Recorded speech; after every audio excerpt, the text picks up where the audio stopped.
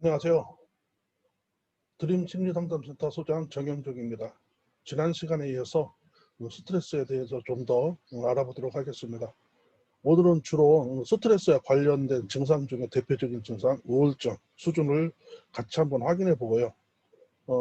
두 번째는 성격에 따른 스트레스 유형이 있거든요. 스트레스를 어떻게 대처하는지에 대해서 스트레스 유형인데 그 스트레스 유형까지 같이 한번 두 가지 척도를 중심으로 해서 알아보시고 여러분들의 수준도 한번 직접 점검해 보시기 바랍니다. 일단 지난 시간에 말씀드렸던 스트레스가 뭐라고 정의를 했었죠? 너무 학술적으로 보지 마시고 그냥 나를 힘들게 하는 어떤 자극에 의해서 내가 받아들여지는 주관적인 감정, 이렇게 해석하시면 참 적절할 겁니다. 이 주관적인 감정이 가장 중요해요. 같은 스트레스라고 해도 그때그때 다르거든요. 내가 좀 예민했을 때는 간단한 좀 작은 자극에는 그러니까 내가 좀 예민한 상태에서는 자극에 쉽게 반응하지 않는데 예민하지 않을 때는, 예민할 때는 이 자극이 작은 자극이라도 난 굉장히 과민하게 반응하게 되거든요. 즉 스트레스 표현은 주관적인 표현일 뿐이지 내 안에서 발생되는 생리적인 신체적인 증상하고 연관이 없는 겁니다. 난 이런 부분 스트레스 안 받아. 과거에는 받았는데 만성적으로 변했을 때는 스트레스의 증상을 못 느끼거든요. 나의 감정적인 변화가 없으니까. 그러면 나는 스트레스를 충분히 대처하고 있는 거야? 아니에요. 그게 아니고 내 안에서 어떤 스트레스 자극으로 인해 내 안에서 벌써 생리적으로 스트레스 호르몬이 돌아다닙니다. 벌써. 즉 내가 그 부분 어떤 반복되는 스트레스로 인해서 만성됐을 뿐이죠. 그렇기 때문에 그 스트레스에 대해서 우리의 인식과 우리의 대처는 굉장히 중요합니다. 즉 스트레스 통제하고 스트레스를 조절하는 스스로 힘과 또 인식, 굉장히 중요하게 우리가 찾아봐야 되는 겁니다. 자, 두 번째 시간 시작하도록 하겠습니다.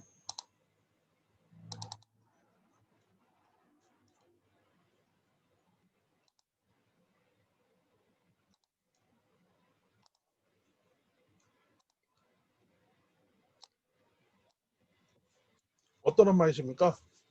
이 자체 질문이 스트레스죠. 항상 이것 때문에 생각이 많거든요. 적어도 하루에 한 번 이상 이거 생각 안 해보신 분 없을걸요? 가만히 생각해 보십시오. 내가 이런 고민 안 해봤었는지. 무의식적이든 잠재의식 속으로 나는 항상 이 고민을 가지고 살아갑니다. 그래서 스트레스 받아요. 항상 이 부분에 있어서는 어떤 미안함이든 죄책감이든 분노든 화든 감정이, 기본적인 감정이 우리 어머님들한테는 다 있습니다.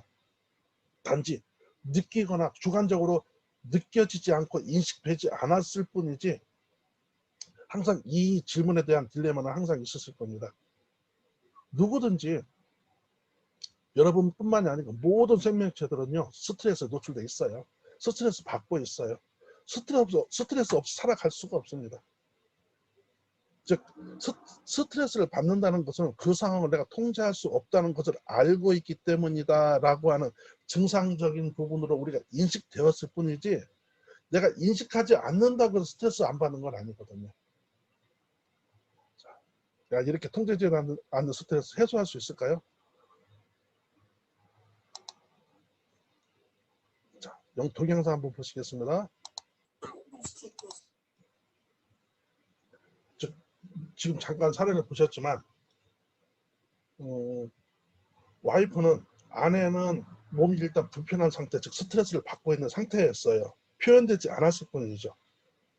그런데 이 표현되지 않은 내 안에 잠재되어 있는 스트레스가 드러나게 되는, 즉 촉발하게 되는 원인은 남편의 부정적인, 남편의 어떤 그 자극에 의해서 스트레스가 표현되는 거죠.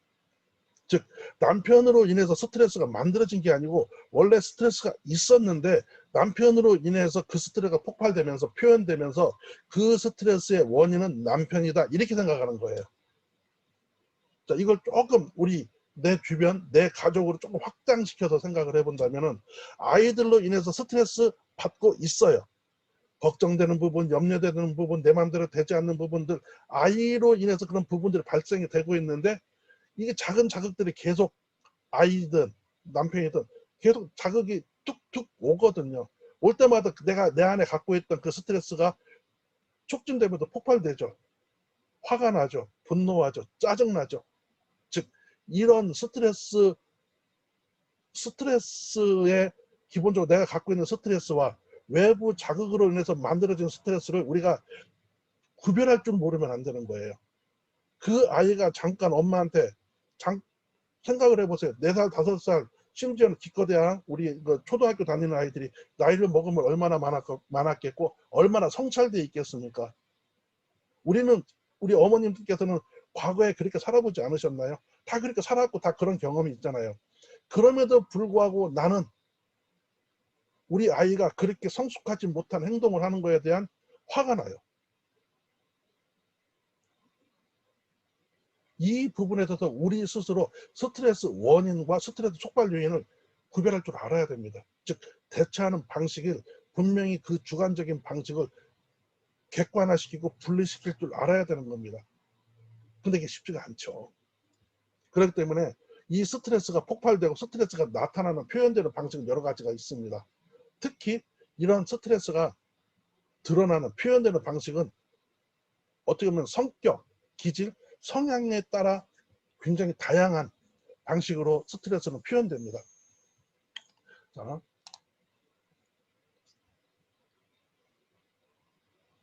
어떻습니까? 여러분들 화날 때 어떤 표정을 지으십니까? 어떻게 그 화를 표현하십니까? 우리 사람들은 사람들의 기본 감정이 6가지 감정이 있어요. 이게 참 이 그림이 참 좋아서 인터넷에서 보았습니다. 기본적인 이 감정이 표현돼야 돼요. 화가 났음을 알려줘야 되고 기분 좋고 즐거운 표정이 형성이 돼야 돼요. 그 이유는 뭐냐면 자동차나 오토바이에 보면은 엔진이 있잖아요. 엔진이 과열되면 탑니다. 그래서 그 엔진을 항상 식혀주는 냉각수가 있죠. 죄송합니다. 그 냉각수가 엔진을 식혀줍니다. 그 냉각수로 되지 않으니까 어떻게 돼요? 팬을 돌려서라도 강제적으로 엔진의 열을 식혀줍니다. 그렇게 엔진의 열을 식혀줌으로써 엔진이 최정상의 상태에서 가동할 수 있게 해주죠. 즉, 그 엔진이 우리의 감정이고 우리의 정서라고 한다면 표현돼야죠. 표현돼서 내 안에 있는 열, 화, 분노를 밖으로 분출했을 때 내 안의 정서가 항상 안정적인 상태에서 진행이 될 수 있는 겁니다. 근데 문제는 뭐냐면 이게 과다하게 표현되거나 내 안으로 자꾸만 삼키는 거는 이제 스트레스로 인해서 만들어진 증상들이 확장되는 겁니다. 만들어지는 겁니다. 그래서 각자의 스트레스를 받게 되면은 그 스트레스로 인해서 나타나는 여러 가지 증상, 이 감정적인 표현들이 드러나게 되는 거죠. 기본적으로 우리가 살면서 가장 중요한 스트레스 대부분의 스트레스는 부정적인 스트레스죠. 화나고 짜증내고 분노하고 열받고. 하지만 꼭 그런 것만은 아니라는 거죠. 어떤 스트레스는 나를 기분 좋게 해주고 어떤 스트레스는 나를 유쾌하게 해주고 성취감을 느끼게 해주고 이 또한 스트레스거든요. 그래서 스트레스와 가장 관련이 있는 증상 중에 하나인 우울 수준을 여러분들 먼저 한번 알아보시고 그런 식으로 조금 더 이야기 나눠보시죠. 필기도구를 좀 준비하셨으면 좋겠어요. 간단한 메모지나 그렇게 하셔서 한 문제 같이 체크해 나갈 텐데 혹시 필기구가 준비 안 되신 분은 잠깐 스톱하고 필기구 좀 준비해 주십시오. 한 문제 읽어 나가는데 점수를 한 문항별로 점수를 여러분들 스스로 체크하는 겁니다. 자, 1번 자꾸만 마음이 슬프다. 1번 해당 안 된다. 가끔 경험이 있다. 3번 자주 느낀다. 4번 매일 그렇다. 이 중에도 하나를 선택하시면 됩니다. 선택한 번호가 점수예요. 만약에 내가 1번 해당이 안 된다 그러면 1번이 아니고 1점이 되는 거죠. 자주 느껴 그러면 3점이 되는 겁니다. 이렇게 체크하시면 됩니다. 어렵지 않습니다. 예. 두 번째 문제. 현재 나의 일생생활이 불만족스럽다. 똑같습니다. 해당 안 된다, 가끔 경험이 있다, 자주 느낀다, 매일 그렇다. 이 중에 하나를 선택하십시오. 두 개 선택하지 마시고 하나만 선택하십시오. 그래서 그 점수를 체크하시면 됩니다. 3번. 내가 나를 실패자라고 생각한다. 해당 안 된다, 가끔 경험이 있다, 자주 느낀다, 매일 그렇다. 이 중에 하나를 또 선택하시고요. 4번. 스스로에게 실망을 하게 된다. 1번, 2번, 3번, 4번 중에 선택하십시오. 자, 5번 문항입니다. 죄책감에 시달린다. 1, 2, 3, 4. 이 중에 선택하십시오. 너무 심각하게 하지 마시고 편하게 하십시오. 예. 나의 앞날을 생각하면 비관적이다. 1번, 2번, 3번, 4번. 나의 앞날을 생각하면 비관적인 느낌이나 그 생각을 자주 하면은 자주 느낀다. 뭐 그런 거 생각 안 하는데 그러면 해당 안 된다. 이렇게 체크하시면 됩니다. 7번. 다른 사람보다 내가 못하다는 생각이 든다. 역시 1번, 2번, 3번, 4번. 이 중에서 선택하시면 되겠습니다. 8번. 내 삶은 벌을 받는다는 느낌을 받는다. 그런 생각이 든다. 그 중에서 이제 그렇다면은 난 저는 그런 생각 안 했는데 그러면 해당 안 된다. 가끔 그래. 자주 그래. 매일 그래. 이 중에서 하나를 선택하시면 됩니다. 눈물을 흘리는 일이 많아졌다. 이 경우는 거의 요 근래 3개월쯤을 통틀어서 생각하시면 될 것 같습니다. 해당 안 된다. 가끔 경험이 있다. 자주 느낀다. 매일 그렇다. 10번. 자살이라는 단어를 생각해 본 적이 있다. 역시 해당 안 된다. 가끔 경험이 있다. 자주 느낀다. 매일 그렇다. 이 중에서 하나를 선택하셔서 점수를 쓰십시오. 11번. 내가 추한 느낌이 들어 괴롭다. 1번. 해당 안 된다. 2번. 가끔 경험이 있다. 3번. 자주 느낀다. 4번. 매일 그렇다. 좋아요. 괜찮죠? 예. 잘 따라오십시오. 예. 평소와 다르게 화를 자주 낸다. 역시 이것도 최근 3개월 정도를 통틀어서 생각하시면 될 것 같습니다. 뭐 어제 오늘 며칠 사이의 이야기를 갖고 하지 마시고 해당 안 된다. 가끔 경험이 있다. 자주 느낀다. 매일 그렇다.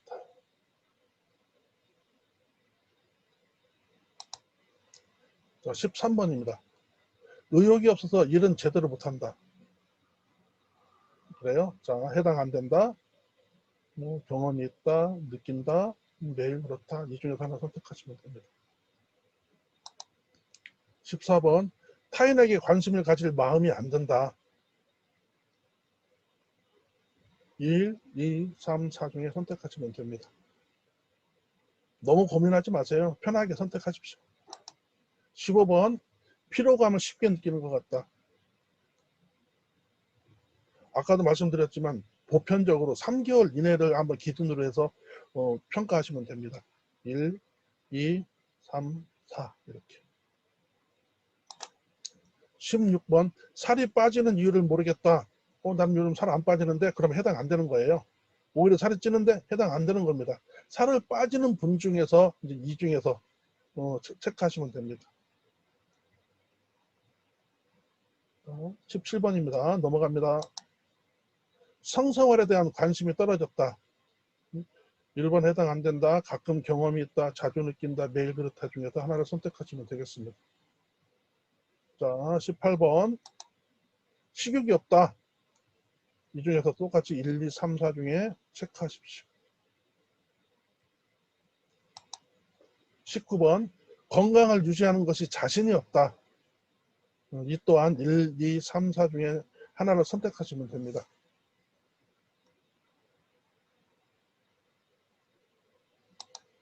20번. 잠을 자는 게 어렵다. 해당이 안 된다, 가끔 경험이 있다, 자주 느낀다, 매일 그렇다. 이 중에서 하나 선택하시면 됩니다. 다 하셨죠? 자, 이 점수를 다 더해 보십시오. 20개의 점수니까 뭐 옆에 핸드폰을 동원하시든 그냥 암산으로 하시든 다 더하셔서 그 여러분들의 우울 수준을 한번 이 점수에 한번 대입해 보십시오.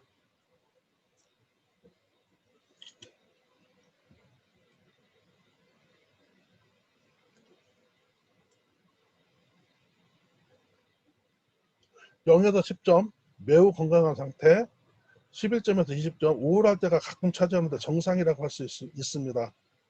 21점에서 30점 정상적인 수치보다 높아서 각별한 주의가 필요합니다. 31점에서 40점 심하게 우울증에 시달리는 상태로 매우 위험합니다. 40점 이상 상담을 통한 치료가 꼭 필요합니다. 기본적으로 20점 이하 정도면 그냥 건강한 상태예요. 건강한 상태라고 보시면 되는데 특히 40점 이상 되시는 분들, 아니 35점 이상만 돼도 전반적으로 우울증 상태에 대한 점검이 필요합니다. 우울증은 내 마음 먹는다고 되는 게 아니에요. 마음 먹는 게 쉽지가 않거든요. 내 마음을 바꾼다는 게 쉽지가 않거든요. 그래서 전문가의 상담과 치료를 하시는 게 굉장히 중요할 것 같습니다. 자, 어떻게 한번 비교해 보셨나요? 이 체크 점수 보니까 더 우울해집니까? 스트레스 받습니까? 아까 처음에 시작할 때 말씀드렸죠? 모든 게 다 스트레스라고. 스트레스 안 받는 게 없어요. 단지 그것을 내가 어떻게 주관적으로 느끼고 어떻게 내가 주관적으로 받아들이냐가 굉장히 중요해요. 자, 우울증이 뭐냐면은 자신의 생각, 사고, 동기, 의욕, 관심, 행동, 수면, 신체 활동 등 전반적인 정신 기능이 지속적으로 저하돼서 다운돼서 일상생활에 악영향을 미치는 상태. 쉽게 얘기해서 일상생활에 나를 힘들게 하는 상태, 이렇게 생각하시면 됩니다. 우울증의 키워드는요, 무기력이에요. 내가 뭔가 할 수 없어. 이 문제는 내가 해결할 수 없어. 이 문제는 내가 어떻게 할 수 있는 것이 없어. 나의 영향력은 제로야. 그래서 난 이건 이 상태를 그냥 지켜보고만 있어야 돼. 라고 하는 기본적인 마인드예요. 우울증의 핵심은 바로 그거거든요.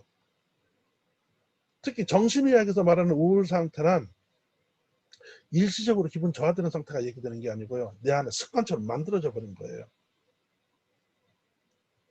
며칠 사이에 만들어지는 게 아니라는 거죠.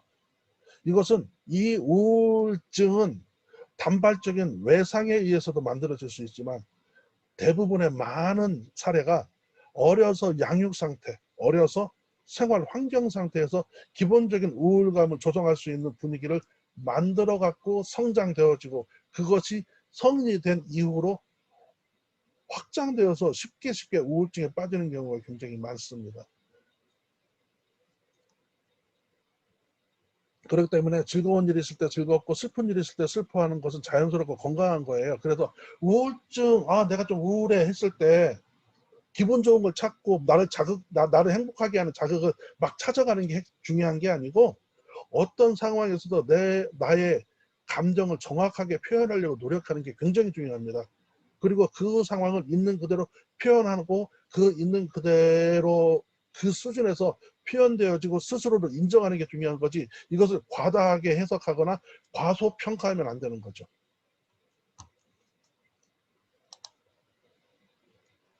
그래서 우울증에 영향을 주는 것은 스트레스인데 이 스트레스가 모든 스트레스가 다 나쁜 건 아니거든요. 이 좋은 스트레스와 나쁜 스트레스로 좀 나눌 수 있는데 유스트레스라고 해서 기본적으로 지금 옆에 시계를 보고 계시죠? 이런 에너지, 좋은 에너지는 시계바늘을 돌리는 것처럼 의미 있는 에너지, 의미 있는 성과, 의미 있는 일을 하죠. 즉 스트레스를 받아서 그것을 극복하고 그 스트레스를 통해서 뭔가 생산적인 일을 하고 성취감 있는 일을 하고 의미 있는 일을 했을 때 오히려 그 우울증이 기본적으로 나를 살리는 유스트레스로 만들어지는 거예요. 그것은 나중에 어떤 일이 발생되냐면은 좋은 스트레스가 크든 작든 계속 반복되면요.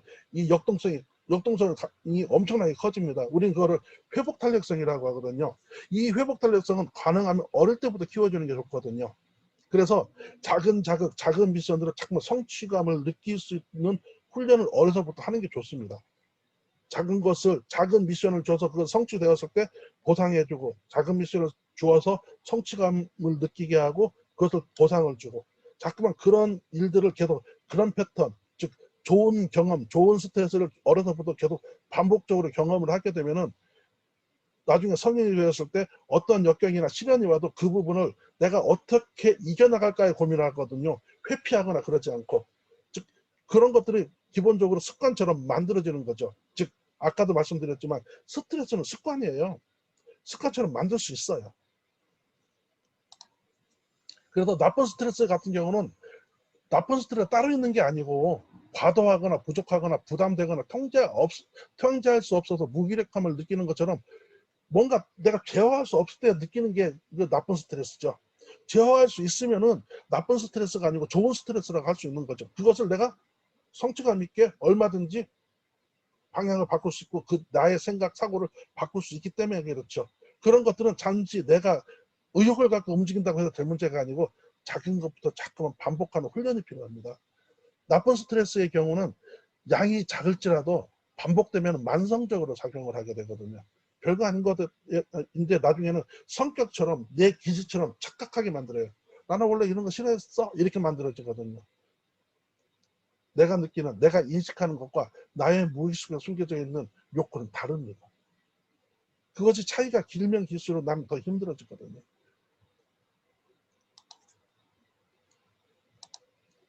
좀 재밌는 그림이 있어서 한번 볼까요? 수용성 스트레스와 지용성 스트레스가 있대요. 난 이거 보고 잠깐 웃었는데, 수용성 스트레스는 술 마시면 사라져. 지용성 스트레스는 기름진 거 먹으면 사라진대요. 그래서 매일 먹고 마시다 보니까 이렇게 되죠. 어떻게 공감되시죠? 이거는 스트레스를 해소하는 게 아니고 잠깐 스트레스를 덮는 거예요. 내가 스트레스를 받아도 노래방에 갔어요. 아니면 내가 스트레스를 술을 한 잔 마셨어요. 내가 스트레스를 받아도 막 가서 어디 가서 고함치고 함성을 지르고 무언가를 해서 스트레스를 해소했다라고 착각하지만 원래 갖고 있는 스트레스를 덮었을 뿐입니다. 그 상황이 벗어나면요. 그 원래의 스트레스는 어쩌면 더 강하게 나타나요. 내가 이렇게 해도 안 되네 이런 느낌을 받게 되거든요. 이건 스트레스를 해소하는 게 아닙니다. 스트레스는 통제하는 겁니다. 근데 통제가 되는 게 아니에요. 이런 거. 스트레스의 종류와 연결된 증상을 잠깐 보시면 디스트레스와 유스트레스 좀 전에 설명을 잠깐 해드렸는데 디스트레스는 나를 힘들게 하는 스트레스, 나를 불편하게 하는 스트레스, 유스트레스는 나를 생산적이고 성취감을 느끼게 하는 스트레스, 즉 내가 통제할 수 있는 스트레스를 이야기하는 겁니다. 이걸 크게 두 가지로 나눌 수 있어요. 또 이제 증상적으로 봤을 때는 급성 스트레스와 만성 스트레스, 에피소드 스트레스가 있는데 급성 스트레스는 여러분들 많이 아시는 것처럼 두통, 복통, 어지럼증을 동반하는 여러 가지 증상들이 갑자기 나타나죠. 만성 스트레스는 뇌졸중, 심장질환, 암 발병 가능성이 높다 이렇게 이제 이야기를 하고 있습니다. 이야기가 아니고 이렇게 논문이 나오고 이런 부분에서 상당히 논문이 많죠. 그래서 특히 뇌졸중, 심장질환, 암 발병 가능성이 높은 만성 스트레스를 갖고 있는 사람들을 A형 성격 유형이라고 합니다. 조금 이따가 같이 한번 체크해 볼 겁니다. A형, 또 B형은 A형과 정반대에 있는 B형, 느긋하고 여유 있고 그런 느낌. 그래서 이 만성 스트레스를 갖고 있는 분들은요, 내가 느끼지 못한다고 해서 난 스트레스가 없어 이렇게 생각하시는 건 절대로 금물입니다. 스트레스는 기본적으로 내가 느끼든 안 느끼든 중요한 게 아니고 내가 어떤 스트레스에 익숙해졌느냐가 굉장히 중요합니다. 습관처럼 만들어져 버렸거든요. 내 몸은 벌써 움직이고 있거든요. 즉 스트레스 호르몬이 또 스트레스에 만들어진 패턴이 세팅이 내 신경 뭐라고 할까 뉴런들이 막 그렇게 움직입니다. 스트레스가 벌써 움직입니다. 그 움직임이 익숙해져 버리는 거거든요. 에피소드 스트레스라는 게 있어요. 이거는 기분에 따라 좌우된다. 그때 다르다. 이런 겁니다. 매사에 자신이 없거나 고지식한 사람, 비관적 사고의 사람들이 잘 느낀다. 급성 스트레스가 반복될 경우 발전 가능성이 높다. 습관이나 성격에 의해서 비롯되는 경우가 많다. 이건 굉장히 영향이 많습니다. 좀 전에 말씀드렸던 성격, 즉 성격 특성, 즉 A형 스트레스 성격 유형, B유형 성격 유형으로 한번 나눠보도록 하겠습니다. 이건 MBTI나 그런 개념이 아니고요. 이거는 내가 어떤 스트레스에 어떻게 반응을 하는 유형이에요. 그래서 A유형, B유형 이렇게 나눕니다. 스트레스를 자주 받고 빈번하게 분노감을 경험해서 화를 자주 낸다거나 가슴에 답답한 통증을 느끼신 적은 없으십니까?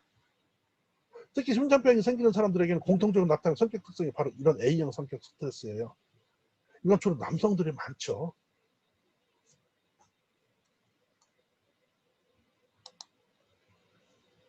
자, 14개의 문항이 있거든요. 14개의 문항을 잘했고 해당되는 문항이 몇 개나 되는지 한번 체크해 보십시오. 점수 넣지 마시고요. 그냥 체크만 해보십시오. 내가 조금이라도 그러니까 가끔가다 이러는데 뭐 이거 나 매일 이러는데 이렇게 생각하지 마시고 딱 문항을 간단하게 보시고 많은 일을 내가 급하게 하는구나. 그러면은 그래. 이런 뭐라고 할까 단순하게 생각하셔서 체크 한번 해보십시오. 이 14개 문항 중에 나는 몇 가지나 해당이 되는지.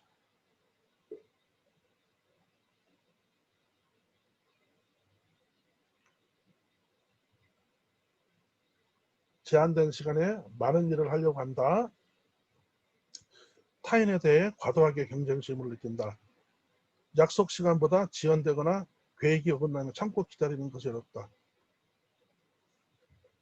사소한 일에도 쉽게 화를 내고 만성적인 적개심을 가지고 있고 아무것도 하지 않고 보내는 일은 불가능하다. 뭔가 해야 돼. 한 번에 한 가지, 두 가지, 세 가지를 동시에 하려고 하면 또 급하죠. 그리고 말을 빠르게 말하고 행동도 급하다.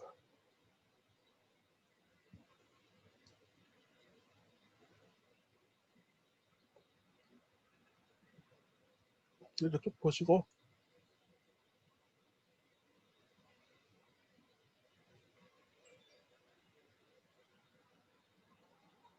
의사결정을 매우 빠르게 내린다는 것은 이런 것도 포함됩니다. 남들이 이야기하기 전에 중간에 막 껴드는 거 있잖아요. 그런 것도 이 안에 들어가는 겁니다. 끝까지 이야기를 듣지 않거든요.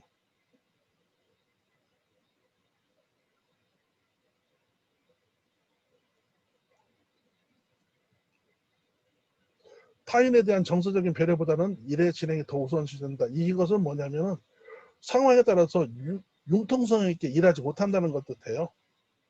목표 중심이라는 거죠. 또 14번 같은 거 모든 일은 내가 통제해야만 된다. 즉 모든 일, 그러니까 오지랖 높다라고 하시는 분들 많잖아요. 그런 그런 그런 성격 그런 것들이 이제 있으시면은 체크하시면 됩니다. 여기는 가로가 없네요. 체크하십시오. 14번 가로가 있다고 생각하시고 체크하십시오. 자, 다 하셨습니까? 다 하셨으면 한번 숫자를 한번 헤아려 보십시오. 몇 개나 되는지.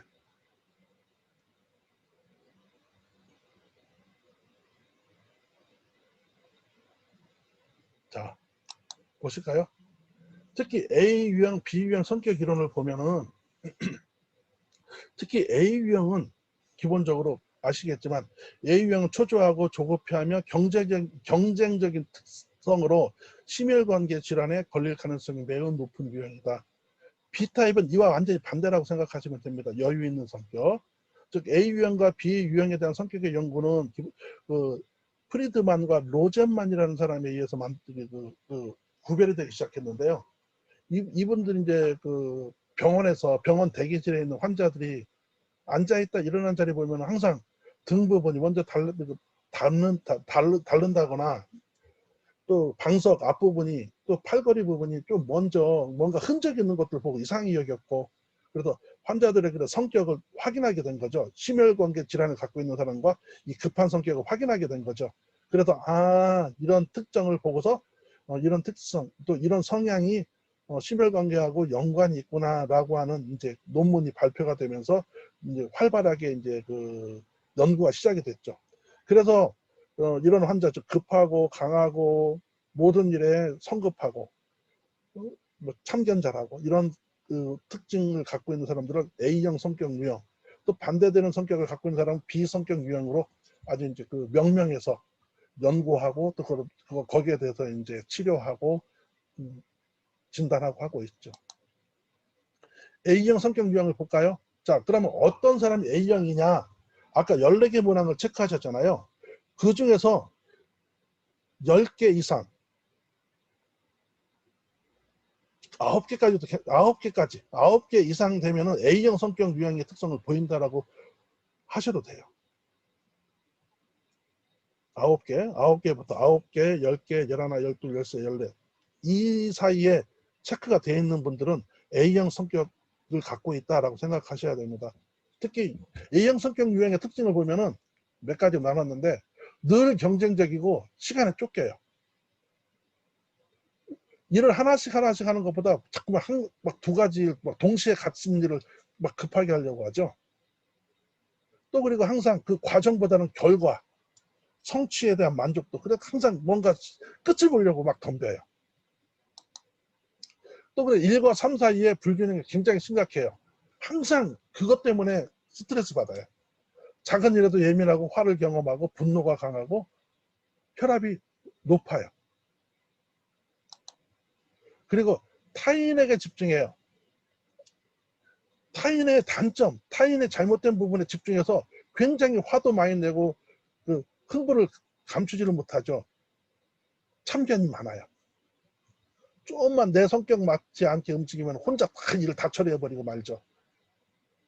또 적게 쓰임 공감이 결여된 모습도. 그래서 아예 그래서 전반적인 부분은 거리를 두고 있어. 모아지지 않아요. 자기 역할에. 그래서 전반적으로 그 뭔가 만들어지려고 하고 빨리 성과물을 내려고 하고 같이 룰을 지켜서 공감, 공동체, 집단 중심의 사고보다는 개인적인 사고, 급한 사고, 결과물에 집중하는 그런 성격의 유형을 A형 성격 유형이라고 합니다. 이 A형 성격 유형은 쉽게 해서 이렇게 많이 들어보셨을 거예요. 암 걸릴 확률이 진짜 높습니다. 심혈관계 질환의 문제가 분명히 발생되겠지만 맥박이나 고지혈증, 고혈압. 그런데 이런 일이 만성적으로 계속 반복이 되면요. 암 걸릴 확률이 뭐 3배, 4배 이상 높으니까요. 그 비유형 성격 유형의 특징을 보면 매사에 느긋하고 요요로운 편, 타인에게 보다 관용적이고, 제가 뭐 책 광고하려고 하는 건 아니고 이 그림이 너무 표현하는 게 좋아서 이렇게 꺼냈습니다. 절대로 책 광고 아닙니다. 결과에 상관없이 과정을 굉장히 중요시 여기고요. 맥락을 아주 중요시 여깁니다. 즉 나무 가지를 보는 게 아니고 숲을 보려고 하는 그런 성향이 있죠. 일이 잘 풀리지 않을 때도 생각 자체가 부정적이지 않아요. 관념적이고 독창적이고 사고 분석력이 필요한 예술분야나 법조계 등에서 많이 이제 이런 성격들이 많죠. 이런 분들 스트레스 많이 안 받습니다. 자기 표현도 잘하고 또 자기에 대해서 자꾸만 인식하려는 힘이 나름대로 굉장히 뚜렷하신 분들이니까요.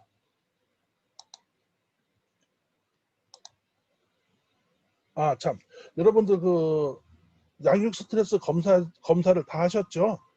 아직도 안 하신 분도 있을 텐데 양육 스트레스 검사지를 받으셔서 검사를 해석해서 결과지를 가지고 같이 한번 해석하는 방법을 좀 간단하게 설명을 좀 해드릴게요. 혹시 양육 스트레스 검사를 하지 않으신 분은 담당하시는 선생님께 요청하시면 드릴 겁니다. 그러면 그걸 가지고 해석 결과물을 갖고 이것을 같이 보시면 더 좋을 듯 합니다. 자, 양육 스트레스 검사지 보는 방법입니다. 양육 스트레스 검사를 하신 다음에 이제 그 결과물을 이렇게 이제 드리는데 제일 먼저 표지가 이렇게 되어 있어요. K, PSI4 해갖고 일반형 이렇게 되어 있습니다. 이거는 이제 제가 동의를 얻어갖고 한 어머님한테 동의를 얻어갖고 개인적인 것들은 다 지우고 한 예를 들어서 설명을 좀 해드릴게요. 이 총 스트레스 영역은 1형 부정오류, 2형 부정오류, 3형 부정오류 이렇게 되어 있는데 기본적으로 방어적인 사람, 부정직한 사람, 무관심한 분열 요 세 가지 부류로 나누는데요. 이게 나타나요. 여기 표현이 이제 여기에 나타납니다. 그래서 쭉 설명을 좀 해줍니다. 특히 그 만 1세부터 만 12세까지 아동의 부모를 대상으로 하는 평가지 검사예요. 그래서 여러분들 다 해당되고요. 특히 이제 자녀 영역과 부모 영역을 따로 이제 구별을 해서 이런 항목, 소항목을 구별을 해서 하나하나 설명도 해드리고 그 수준도 평가해서 적어서 드립니다. 제일 먼저 나올 때 결과 프로파일을 보면 이렇게 나타나요. 빨간색, 덜 빨갛고 아예 하얀색이 나타났는데 여기까지 자녀 영역까지 이렇게 묶게 되어 있고요. 여기까지 부모 영역으로 묶게 되어 있고 그 다음에 총 스트레스 영역으로 이렇게 나눠져 있죠. 그래서 전반적인 부분은 자녀 영역이 만약에 자녀 영역의 그래프는 이 정도밖에 안 돼요. 근데 자기 부모 영역으로 보면 난 너무 이 정도 돼요. 그러니까 자녀 영역은 약한데 부모 영역이 너무 높다 보면 어떤 일이 발생되냐면은 부모로서 느끼는 스트레스가 높다는 거예요. 그러니까 굉장히 어떻게 해서요. 책임감이 굉장히 들죠. 우울해지죠. 우울감이 굉장히 극심해질 수 있죠. 자, 그렇게 해서 설명을 해줄 수 있고요. 또 이렇게 보면 요 밑에 뭐 D1, A, D, R, E 이렇게 설명되어 있는 거는 이 밑에 설명이 돼 있어요. 주의 산만, 적응, 보상, 요구 이런 부분들이 좀 나름대로 설명이 또 돼 있어. 그 그래프를 별도로 문항별로 분리를 했는데 자녀 영역으로 봤을 때는 자녀들은 괜찮은 거야.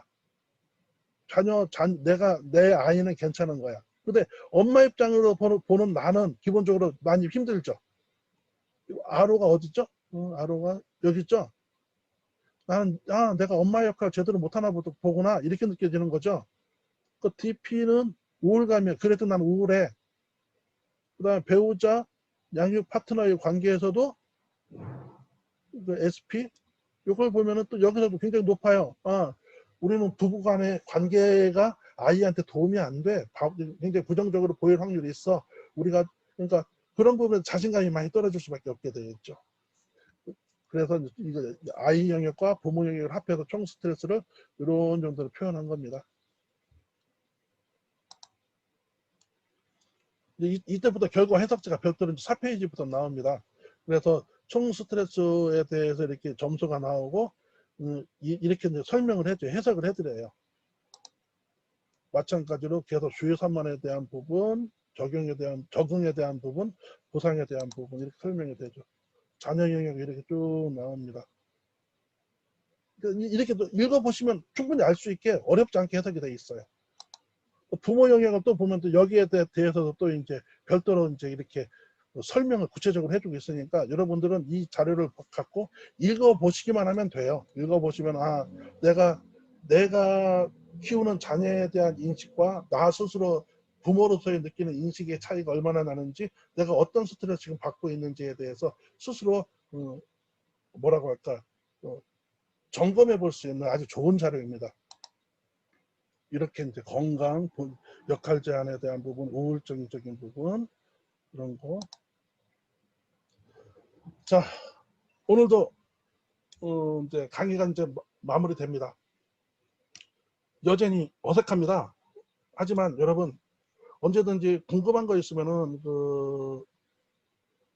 연락을 주십시오. 연락을 주시면은 이게 필요한 자료나 다시 혹시 제가 대면이 아니고 비대면이라도 또 충분히 설명해 드릴 수 있는 시간을 갖도록 하겠습니다. 궁금한 점이 있으면 담당 선생님이나 선생님께 제 전화번호 물어보면 곧바로 알려줄 거예요. 연락해 주십시오. 자, 이 강의 들어주셔서 고맙습니다. 자, 세 번째 시간에 뵙도록 하겠습니다. 감사합니다.